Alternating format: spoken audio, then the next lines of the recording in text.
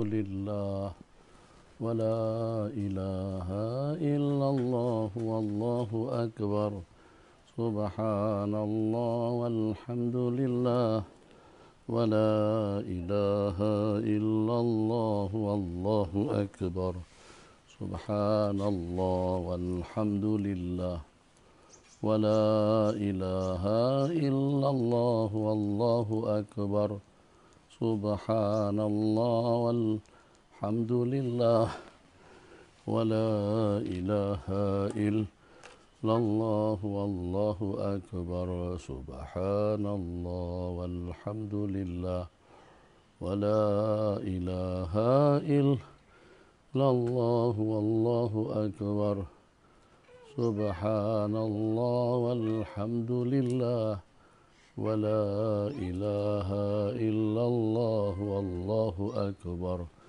سبحان الله والحمد لله ولا إله إلا الله والله أكبر سبحان الله والحمد لله ولا إله إلا الله والله أكبر بسم الله الرحمن الرحيم الحمد لله رب العالمين وصلى الله وسلم على سيدنا محمد خاتم الأنبياء وحبيب رب العالمين أبي القاسم أمين وعلى آله وصحبه أجمعين ربنا افتح بيننا وبين قومنا بالحق وأنت خير الفاتحين رب يسر ولا تعسر ربي تمم بخير باشرح لي صدري ويسر لي أمري واحلل عقدة من لساني يفقهوا قولي إن أصدق الحديث كتاب الله وخير الهدي هدي رسول الله صلى الله عليه وسلم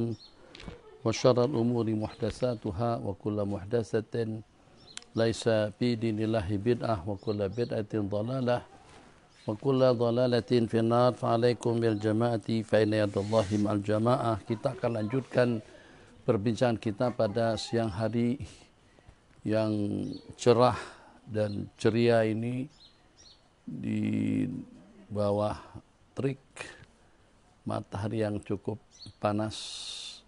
Masya Allah, tabarakallah, dengan kitab Tarikhul Khulafa lil Imam Khatimatul Huffaz Hafidz Jalaluddin As-Suyuti Al-Mutaffa pada tahun 911, mana pada pertemuan kita yang telah lalu telah kita ikuti 30 hadis yang pertama daripada 142 buah hadis yang diriwayatkan oleh Sayyiduna Abi Bakr As-Siddiq radhiyallahu ta'ala anhu. Itu hadis yang ketiga, as-siwaku madharatun lil fam mardatun lirrab. As-siwaku madharatun lil fam mardatun lirrab. Abi hanya mengulang kupasan yang terakhir daripada pembicaraan yang kita bicarakan pada siang hari kemarin, yaitu dengan seumpama siwak kita sudah mampu untuk mendapatkan mardat, untuk mendapatkan ridha daripada Allah Subhanahu wa taala. Dengan sesederhana, dengan semudah kita mensiwak atau mengistiak atau juga menggosok gigi kita, ternyata kita sudah layak untuk mendapatkan mardat, ridha daripada Allah Subhanahu wa taala. Ini memberikan suatu pengajaran yang pertama dan peringatan, masukan yang kedua, bahwasanya kalau dengan seumpama siwak saja itu sudah mampu untuk kita mendapatkan ridha daripada Allah, bagaimana kalau dengan yang lebih daripada siwak? Satu. Kemudian yang kedua, jangan sekali-kali dengan kita mengukur dengan standar ukuran kita dalam urusan kita sehari-hari. Jangan sampai kita mengukur untuk kita mendapatkan suatu target, untuk kita mendapatkan suatu pemeliharaan, penjagaan, perlindungan, itu dengan standar manusiawi. Kita kalau melihat daripada hadis mardatun lirrab tadi itu ternyata ini standarnya bukan dengan barometer manusiawi. Kalau dengan manusiawi, jangankan untuk mendapatkan ridha daripada Allah. Yang ridha Allah itu berarti adalah kebahagiaan yang abadi. Untuk kita mendapatkan ridha daripada makhluk, Itu mungkin dengan kita kena kerja keras dulu, kita kena banyak jasa, kita kena taburkan kebaikan kepada orang ramai juga kepada masyarakat. Tidak susah payah dengan kita memikirkan. Sekarang daripada kapten kepada kolonel, letnan kolonel, atau daripada brigadier jenderal kepada mayor jenderal, dari brigjen kepada majen. Itu kira-kira apakah mungkin hanya dengan senyum kita boleh dapat kenaikan pangkat? Apakah boleh kira-kira hanya dengan sedikit kerja, dengan menyapu halaman istana, atau juga dengan parking kereta, atau juga dengan memasak terus kita mendapatkan kenaikan pangkat? Pasti dan pasti satu jasa besar yang dilakukan oleh salah seorang polis atau tentara untuk mendapatkan kenaikan pangkat yang daripada 3 bintang terus akan diletakkan mahkota di atasnya. Jadi kalau 2 bintang dengan mahkota itu adalah muqaddam, disebut dengan letnan kolonel. Tapi kalau pada saat ada 3 bintang tambah dengan mahkota itu adalah brigadier jenderal. Nah, kemudian daripada 3 biji bintang dengan mahkota tambah lagi ada senapang, itu berarti sudah menjadi mayor jenderal. Tentu untuk mendapatkan kenaikan pangkat seperti itu dia punya pengorbanan besar, punya perjuangan dan juga punya upaya dan usaha sehingga layak untuk mendapatkan gelaran sebagai mayor jenderal atau untuk mendapatkan jenderal penuh. Oke, sekarang bukan untuk kenaikan pangkat, untuk mendapatkan ridho daripada Sang Pencipta hanya dengan menggosok gigi. Kalau begitu Allah Maha Kuasa. Allah Maha Kuasa untuk memberikan kesejahteraan, keselamatan, perlindungan, pengamanan kepada kita yang walaupun hanya dengan sepatah kata bacaan yang kita baca, Bismillahirrahmanirrahim, la yadurru ma'asbihi syai'un fil ardi wala fis sama', atau dengan sepatah untayan a'udzu bikalimatillahi tammati min kulli syarri min syarri ma khalaq, a'udzu bikalimatillahi tammati min syarri ma khalaq, atau dengan bacaan-bacaan yang seumpamanya Fatihatul Kitab, ayat kursi, amanah Rasul, 2 ayat yang terakhir daripada suratul Baqarah. Qala, hadis yang keempat, Bismillahirrahmanirrahim, anna Rasulullah sallallahu alaihi wasallam akala katipan summa shalla wa lam yatawadda. Hadis riwayat dari Imam Bazzar dan juga dengan Abu Ya'la. Akala katipan, Nabi kita memakan katipannya bahu daripada kambing, kemudian Nabi kita salat tanpa mengambil air wudu. Ini hadis yang diriwayatkan di sini menasah hadis yang mewajibkan kita mengambil air wudu karena kita memakan makanan yang dimasak. Dalam bahasa hukum, al-wudu mimma masad bihi naru. Berwudu daripada memakan yang dimasak, makanan yang terkena api. Nah, hadis itu mansuh. Kana akhiru al-amraini min Rasulillah sallallahu alaihi wasallam tarkal wudu mimma masathu nar. Yang terakhir daripada 2 keadaan baginda Nabi itu adalah meninggalkan wudu daripada memakan makanan yang dimasak. Makna daripada masathu nar, yang direbus, yang digoreng, yang dibakar, baik dalam bentuk gorengan, dalam bentuk bakaran, yang dimasak, yang direbus, yang dengan untuk kita memakannya daripada masakan tersebut setelah kita gunakan api. Nah, jenis-jenis apa sih yang dimasak dengan api, matangnya dengan api, itu wajib kita mengambil air wudhu selepas kita memakannya. Itu fi awal Islam, pada permulaan Islam. Hukumnya sudah terhapus. Hukum yang selanjutnya tidak wajib berwudhu daripada memakan makanan yang dimasak. Buktinya mana? Hadis yang kita riwayatkan di sini mentakkid. Kalau tadi memang secara sharih tentang penasahan hukum wajib mengambil air wudu daripada makan makanan yang dimasak, di sini secara sharih juga, tapi secara praktikal atau secara reality Nabi kita memakan bahu kambing dan Nabi kita salat tanpa memperbaharui wudu. Bismillahirrahmanirrahim. Hadis yang kelima, la yatawadda'na ahadukum min ta'amin akalahu halalahu akluh. La yatawadda'na ahadukum min ta'amin akalahu, tidaklah perlu salah seorang daripada kamu berudu daripada makanan yang dimakannya, daripada jenis makanan yang halal dimakan. La yatawadda'na ahadukum min ta'amin akalahu halalahu akluh.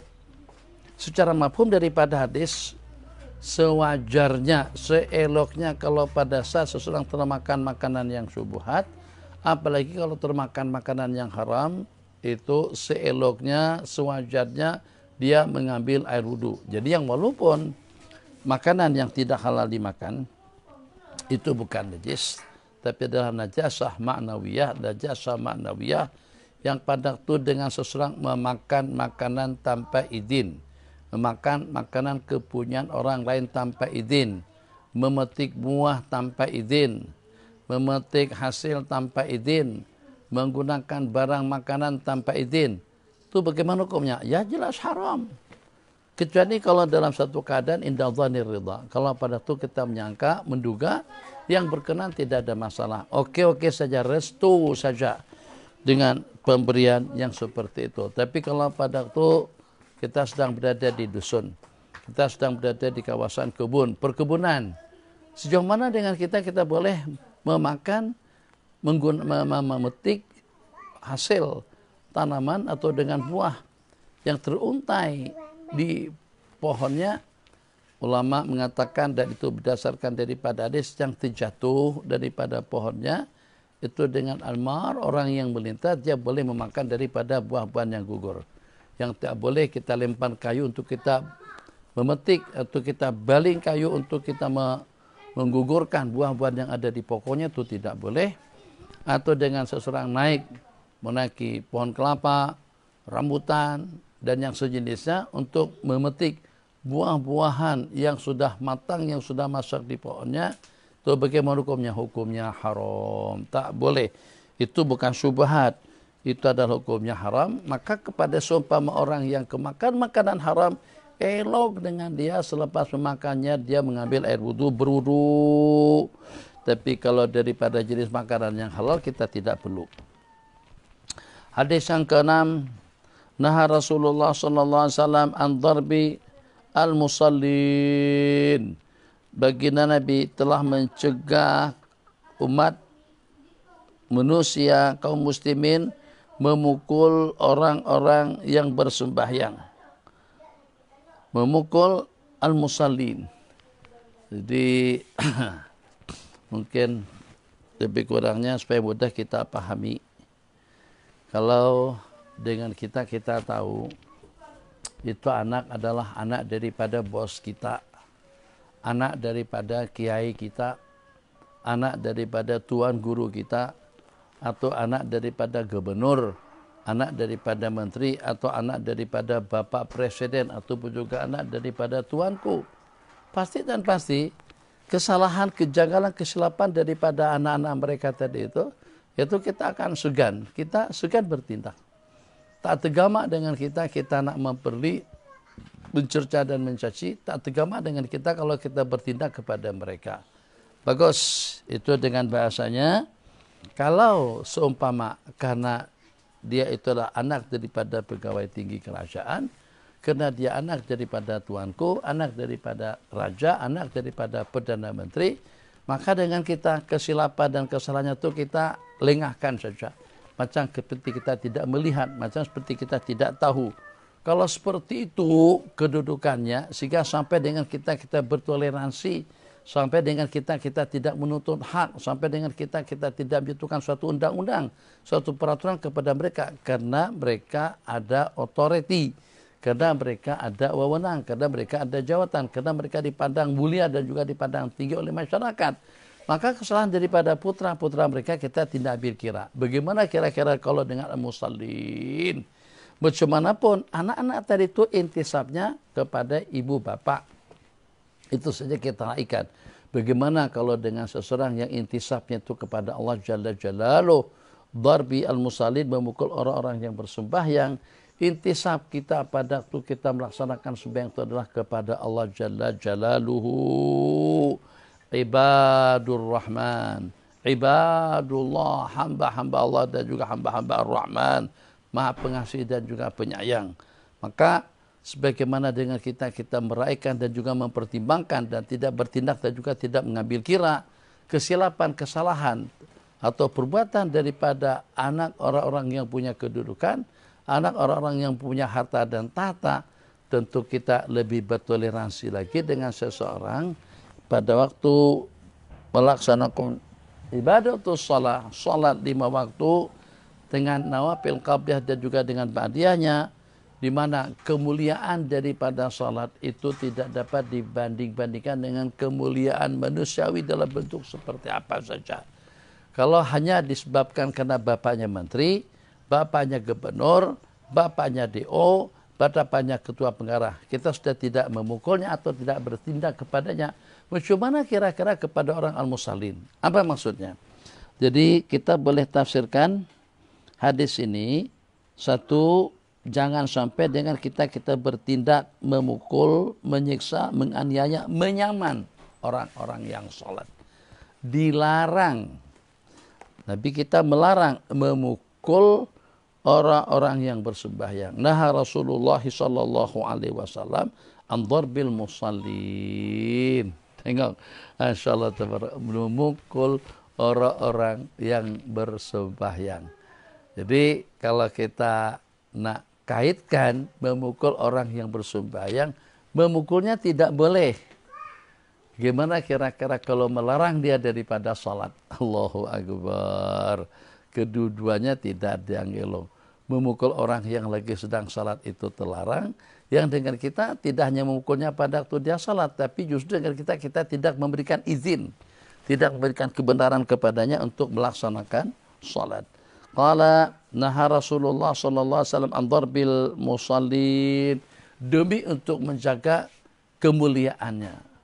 Inna salata tanha 'anil fahsya'i wal munkar. Satu-satunya ibadah yang mampu untuk mencegah kita daripada perbuatan keji dan juga daripada perbuatan munkar itu adalah salat. Berarti salat merupakan satu perkara agung. Salat adalah merupakan satu perkara istimewa. Salat merupakan satu perkara yang terbaik dalam dunia ubudiyah manusia kepada Allah Subhanahu wa taala. Maka jangan sampai dengan kita bersikap agresif, bersikap kasar, bersikap tidak sopan, bersikap tidak layak dengan orang-orang yang bersalat. Kenapa? Karena ada cegahan khusus daripada baginda Rasulullah SAW untuk memukul orang-orang yang bersembahyang. Hadis yang ketujuh, anna akhira salatin salaha Nabi sallallahu alaihi wasallam qalbi bi thawbin wahidin. Salat yang terakhir yang Nabi kita laksanakan itu adalah Nabi kita berimam, Nabi kita bermakmum kepada saya. Qala bi thawbin wahidin, dengan menggunakan satu helai kain. Akhir salat yang Nabi kita laksanakan itu di belakang Sayyidina Abu Bakar As-Siddiq radhiyallahu ta'ala anhu dengan mengenakan satu helai pakaian. Dikatakan semulia-mulia umat, semulia-mulia manusia itu adalah seseorang yang dengan seorang Nabi pernah salat di belakangnya. Dan juga sejelek-jelek manusia itu adalah seseorang yang membunuh Nabi atau yang dibunuh oleh Nabi. Sejat-jat manusia yang dibunuh oleh seorang Rasul atau yang membunuh Nabi dan Rasul. Sementara yang kita riwayatkan di sini, ini adalah semulia-mulia manusia dalam nas hadis yang diriwayatkan adalah seseorang yang salatnya, yang salat di belakangnya Sayyiduna Rasulullah sallallahu alaihi wasallam, yang pernah mengimami baginda Nabi, yang pernah menjadi imam kepada Sayyiduna Rasulullah sallallahu alaihi wasallam, itu mendapatkan satu kemuliaan, mendapatkan satu kehormatan, di mana dengan kemuliaan yang diberikan kepadanya adalah semulia-mulia manusia. Hadis yang ketujuh, qala ana akhira salatin salahan Nabi sallallahu alaihi wasallam khalfi bi thawbin wahidin.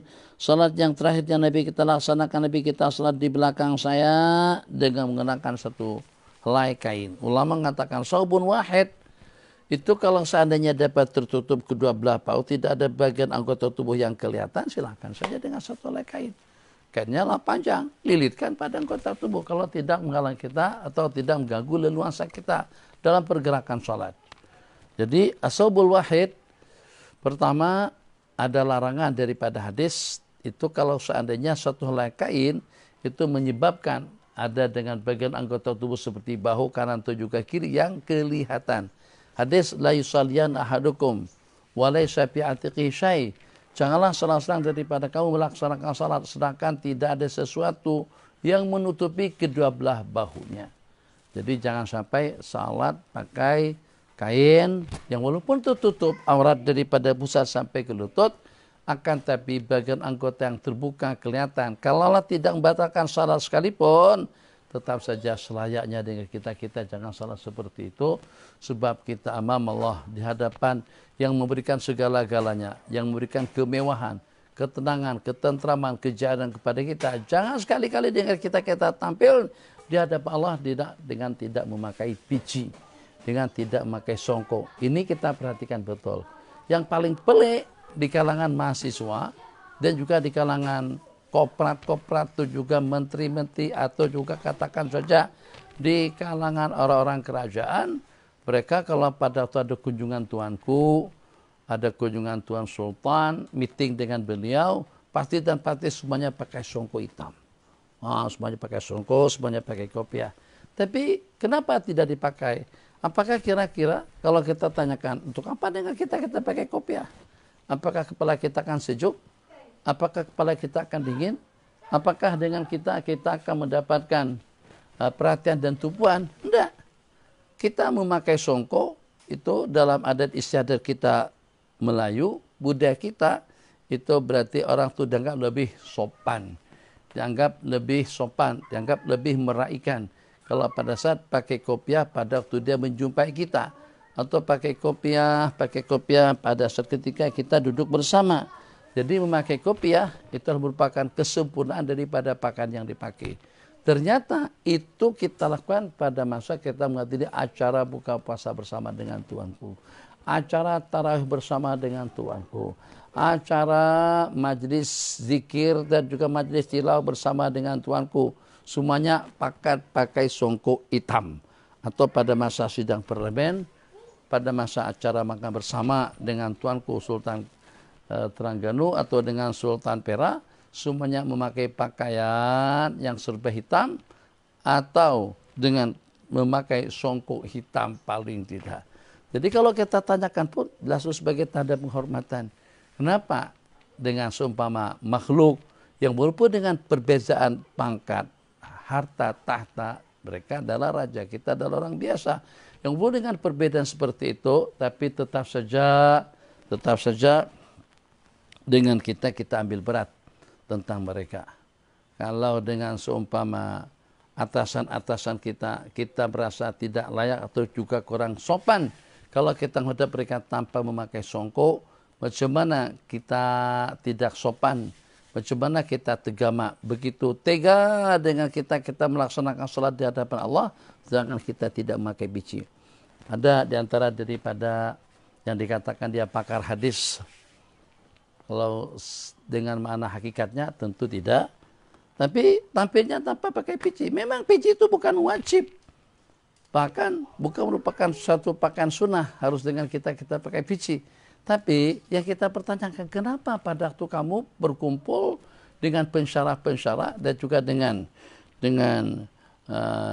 rektor, atau katakan saja pada masa kita sama-sama di masjid dengan rombongan Datuk Mufti, Menteri Agama, dan beberapa orang daripada menteri-menteri, sehingga dengan kita, baik imam 1, 2, 3, 4, atau dengan ustaz 1, ustaz 2, 3, dan 4, semuanya mengenakan songkok hitam, sebagai tanda hormat kepada mereka.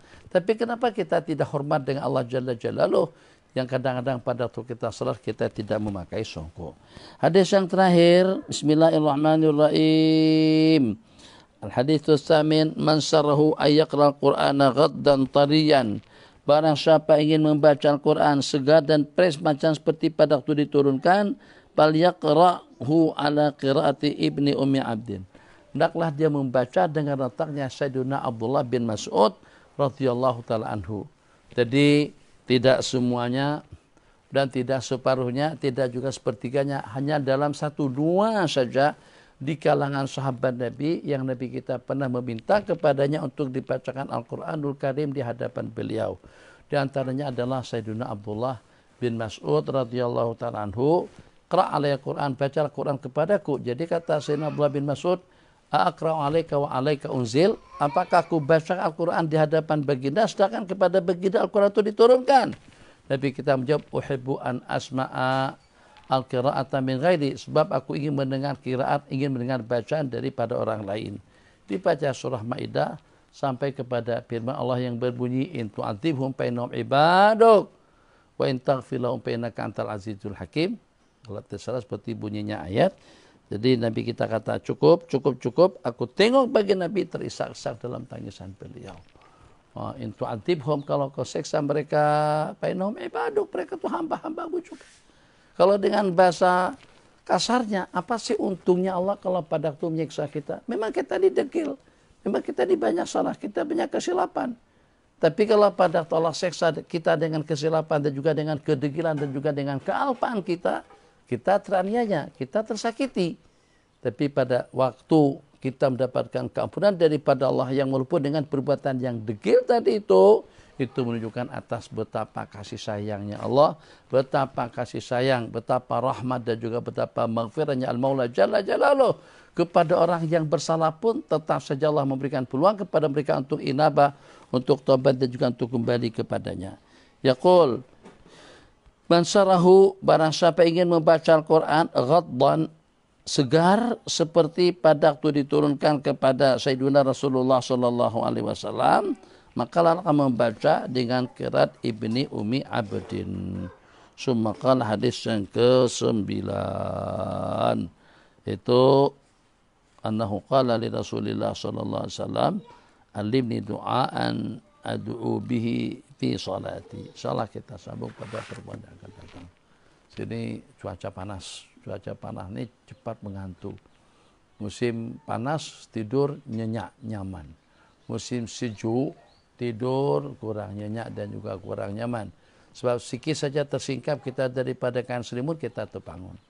Kalau pada waktu musim panas jangan lupa terpeluh keringatan, tetap saja tidur kita terasa nikmat. Jadi ini diantara daripada kelainan yang ketara. Di musim sejuk tidur nyaman, tapi di musim panas tidur nyaman, di musim sejuk susah tidur. Jadi kita cepat terbangun, cepat dijaga. Ada terasa sejuk saja kaki kita, ada kita terbangun. Tapi kalau musim panas tak ada masalah, alhamdulillah. Jadi kita ada masa dalam 45 menit menjelang waktu zuhur untuk tidur berkailulah. Jadi Abi minta maaf tidak menghabiskan waktu dalam 20 menit lagi, minta maaf waktu yang 20 menit. Jadi kita menopapkanlah. Jadi tutup menutupi, melengkapi. Mungkin ya sebagian malam, pengajian malam Abi lebihkan sedikit. Sebab karena ada yang waktu siang, mungkin karena faktor mata mengantuk, juga karena faktor sibuk, jam waktunya Abi kurangkan. Insyaallah kita berjumpa kembali di sebelah petang dengan bacaan hizib al-wiqayah dan najat sebelumnya. Hadza billahi taufik. Insyaallah sebelah petang kita akan baca Sunan At-Tirmizi dengan kitab fikih. Sementara di sebelah malam kita akan ambil waktu dalam setengah jam paling sedikit untuk menjelaskan atau menjawab soalan-soalan yang telah dihantar ke dalam Facebook kami. Hadza billahi taufik. Sallallahu alaihi wasallam Muhammad wa ala alihi wasallam. Sallallahu rabbuna ala nuril mubin Ahmad al-Mustafa Sayyidil Mursalin. Sallallahu mana tudungnya? Ala nuril mubin Ahmad al-Mustafa Sayyidil Mursalin wa ala alihi. Assalamualaikum dulu. Wa ala alihi wa sahbihi ajma'in wa ala alihi wa sahbihi ajma'in.